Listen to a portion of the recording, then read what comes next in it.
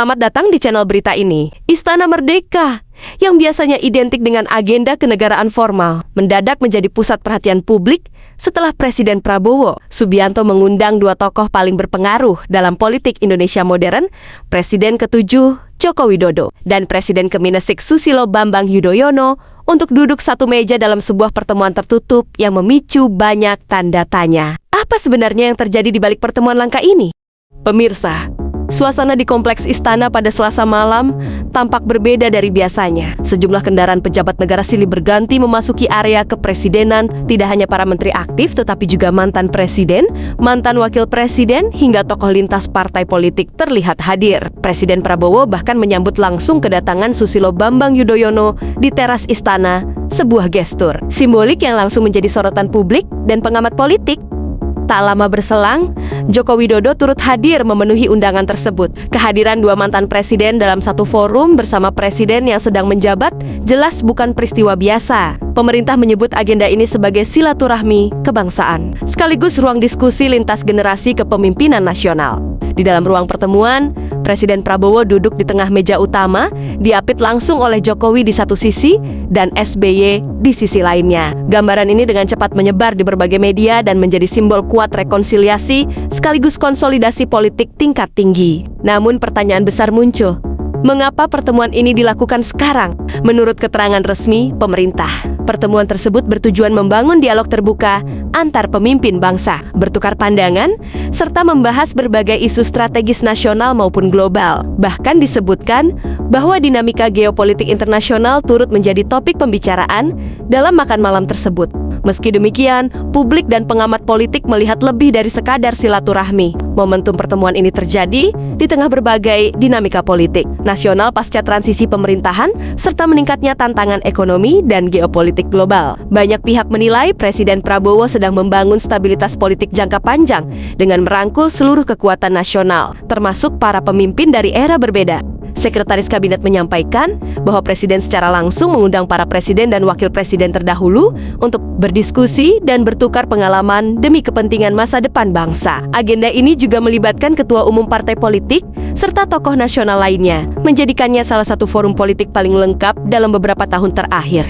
Pertemuan berlangsung cukup lama dan berlangsung dalam suasana diskusi terbuka. Tidak ada agenda tunggal yang diumumkan secara rinci kepada publik, yang justru semakin memicu spekulasi. Sebagian pengamat melihat ini sebagai upaya memperkuat kesinambungan kepemimpinan nasional. Pesan bahwa pemerintahan baru tidak berjalan sendiri, melainkan melibatkan pengalaman para pemimpin sebelumnya. Bila melihat sejarah politik Indonesia, momen seperti ini tergolong langka. Hubungan politik antar mantan presiden tidak selalu berada dalam satu garis kepentingan. Namun malam itu, perbedaan latar belakang politik seolah dikesampingkan, digantikan oleh simbol persatuan nasional.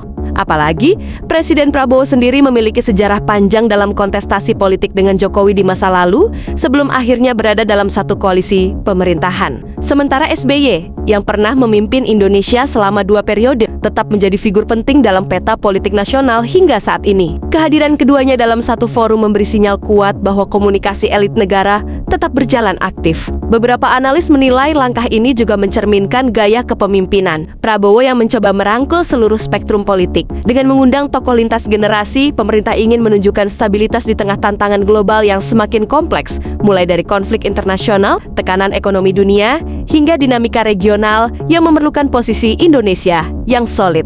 Selain Jokowi dan SBY, sejumlah mantan wakil presiden serta tokoh partai politik juga hadir dalam agenda tersebut. Ini menunjukkan bahwa diskusi yang dilakukan bukan sekadar pertemuan simbolik, tetapi forum strategis untuk bertukar pandangan mengenai arah bangsa ke depan. Meski demikian, tidak semua tokoh nasional terlihat hadir, yang kemudian memunculkan berbagai spekulasi baru di ruang publik. Absennya beberapa figur besar justru menambah misteri mengenai konfigurasi politik yang sedang dibangun.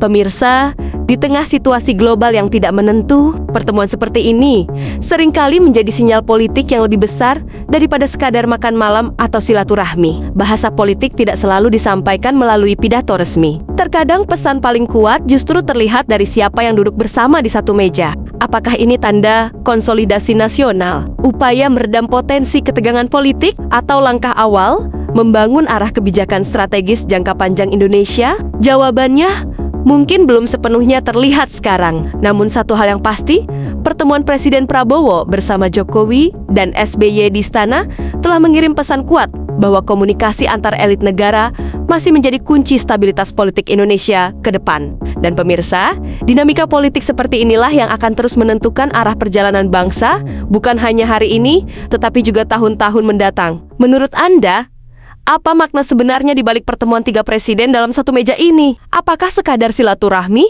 Atau ada agenda besar yang sedang disiapkan untuk masa depan Indonesia? Tuliskan pandangan Anda di kolom komentar. Jangan lupa like, share, dan subscribe. Saya pamit undur diri dan sampai jumpa.